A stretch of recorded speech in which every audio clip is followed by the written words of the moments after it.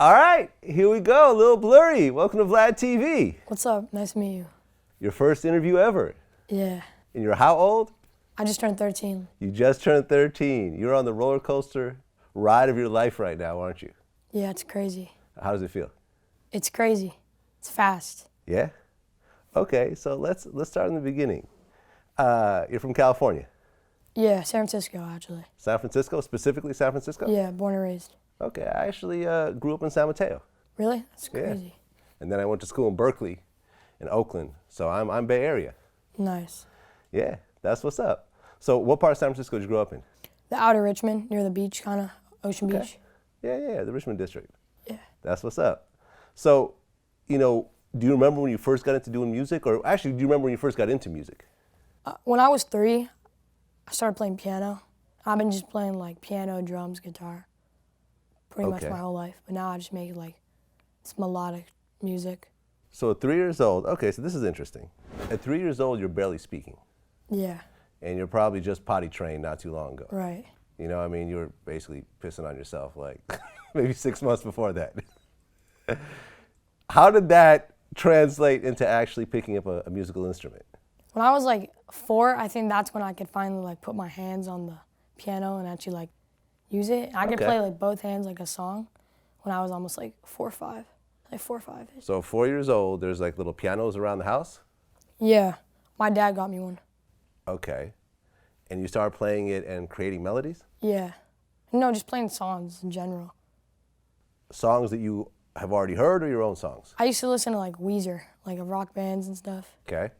Like Green Day. Okay. And then would you redo the melodies? Nah, I would just like play the song.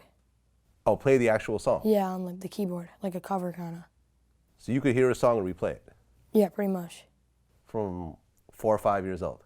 Yeah. There's like a video on YouTube. It's like hidden.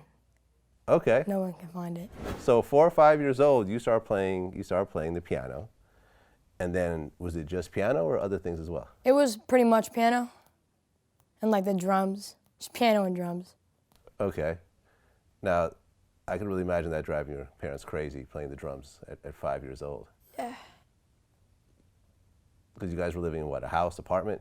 Yeah, we live in this little house in San Francisco, you know. Okay. So you got a 5-year-old banging on the drums all day. How did they take that? They were cool with it, I guess. I don't really know how they felt. Okay, but you kept doing it. I guess I'll never know. Yeah. Okay. Okay, so from 4 or 5 years old, how did things progress musically? I think when I got into like 3rd grade, that's when I started like putting music up on like YouTube. Okay. Like little like piano covers and stuff. Okay. And then I sang like summer of 5th grade, I dropped a song on SoundCloud. You were how old at the time? I was 11. Okay, so 11 years old, you dropped your first SoundCloud song. Yeah. Were you a little blurry back then? Nah, I was actually Icy Aiden. Icy Aiden. Yeah. Is Aiden your real name? Yeah. Okay, Icy Aiden. So how did that Icy Aiden song do?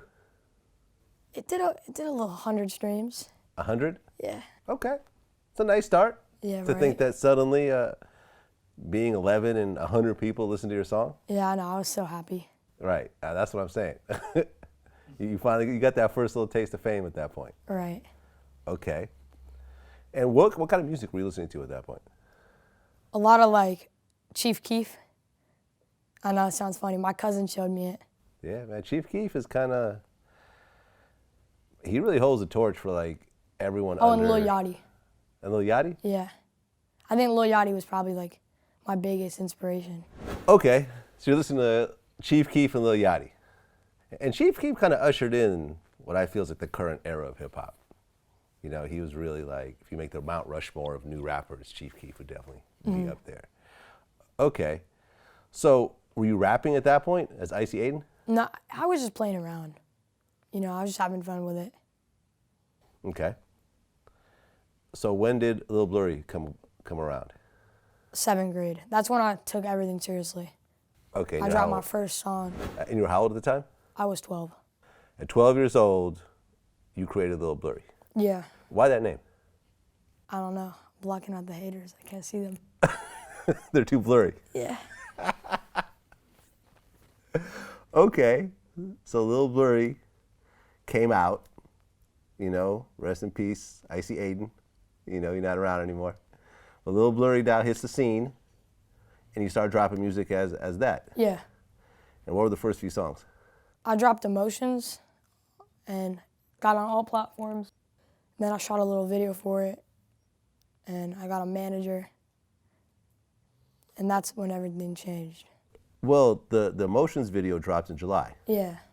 Which is like a month and a half ago. Yeah. Pretty much. It's fast. How long was the Audio out? Yeah, it was audio out. For like a month, or 2 months, 2 to 3 months. Okay, and it started to take off on SoundCloud? Yeah. Okay. And then I got on all platforms. What? How many views was it getting on SoundCloud? It has like, it had like 200,000 I think when I dropped the video. 200,000. That was like my first song. It's a lot more than 100. Yeah. Icy Aiden really can't compete with Lil Blurry. Right. Okay, so at 12 years old, you drop a song that gets 200,000 views on SoundCloud. Let me actually look this up, because right now it's at over 500,000. Yeah. Produced by Extravilus. Extravilus. I wasn't going to mess that name up. Okay, and who's Extravilus? He's a producer. He just makes beats. I found him on YouTube. So you found the beat on YouTube and you just rapped to it, and then you went back after the fact and did all the proper. Right. It's funny how many people like have gotten hit songs off of just finding beats on YouTube. Like I think that's how it kind of works. It kind of works that way now, doesn't it? Huh? So the days of actually shopping your beats and giving out mix CDs, like that's over. Like beat makers just put their stuff on YouTube. I mean, I think that's like the starting. Now you can, once you build like a connection with the producer, you can just. Right. No, but I'm saying like a lot of people have gotten hits. I think, Trinidad James, his first hit, All Gold Everything, that was straight off of YouTube. Yeah, like TK, The Race is a. TK in the Race. Right. Exactly. Playboy Cardi type beat. Yeah. Playboy Cardi type It's beat. on YouTube. It's just like that. Wow, this is like a whole new way. So this is how you do it when you look for beats. Do you go like when you found this beat? Were you looking for a certain kind of beat? Yeah, actually, I was. I was looking for a Juice WRLD type beat. So you put in Juice WRLD type beat, Yeah, and this came up. Right.